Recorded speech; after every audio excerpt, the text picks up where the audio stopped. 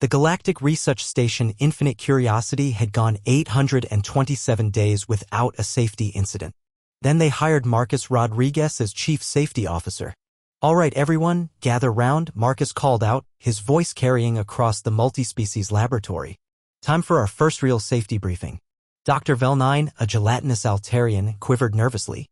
"But we already have safety protocols. We haven't had an accident in 827 days. "Yeah, I saw the sign," Marcus interrupted, pointing at the holographic display.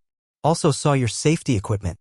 Fire suppression that takes 30 seconds to activate, emergency exits that require manual override, and don't get me started on your protective gear." He held up what looked like tissue paper. "This is what you call hazmat suits? They protect against 99% of known contaminants," protested Zektar, the insectoid lab supervisor. "And the other 1%? Well, those are universally fatal, so, right? That's what I thought." Marcus pulled out a thick manual that hit the desk with a thud. "New safety protocols effective immediately. First up, everyone gets actual protective equipment." He started unpacking crates. Out came thick suits that looked like military armor, helmets with redundant air supplies, boots that could apparently survive what he called moderate explosions. "This seems excessive," Dr. Velnine ventured. Marcus fixed him with a stare. "On Earth, I worked in a lab that studied volcano bacteria. You know what our safety briefing included? What to do when, not if, when the lava samples breach containment. Your idea of dangerous and mine are different." He pulled up the new safety guidelines on the main screen. Section 1. Assume everything is trying to kill you. All equipment is hostile until proven otherwise. Every chemical reaction wants to explode. Gravity is not your friend. If it seems safe, you're not paying attention. This is paranoid. Zektar chittered. "Is it?" Marcus walked to a standard lab bench. "This workstation. Tell me the dangers." "Well, none. It's just a bench." Marcus pulled out a scanner. "Height's wrong for 30% of species here. Chronic pain and fatigue. Sharp corner here, laceration risk. Power coupling underneath is fraying, electrocution hazard. Ventilation dead zone right above it. Asphyxiation risk if you're working with volatiles. The seat adjusts with enough force to break a Thraxian's exoskeleton.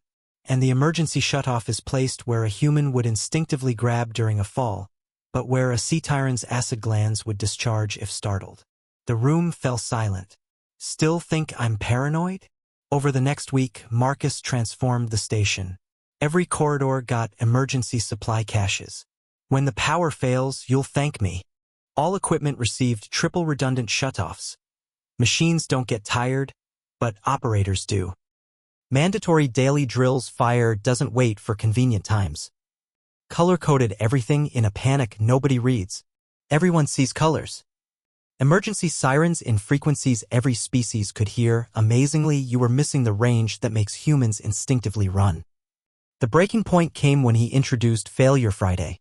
"Today, we're simulating a coolant leak in the fusion lab," Marcus announced cheerfully.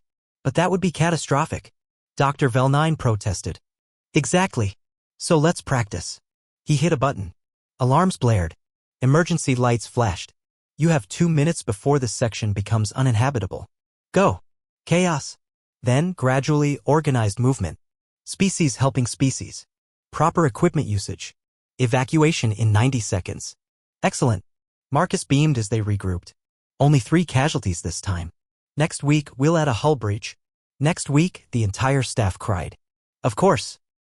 On Earth, my nephew's elementary school does earthquake drills monthly. You're telling me a space station dealing with antimatter can't handle weekly drills?" Complaints flooded in. Marcus was insane. His protocols were exhausting. The safety equipment was uncomfortable. The drills were terrifying. Then, 2 months later, a real coolant leak occurred in Lab 7. 0 casualties. Full evacuation in 68 seconds. Leak contained using the paranoid backup systems Marcus had installed.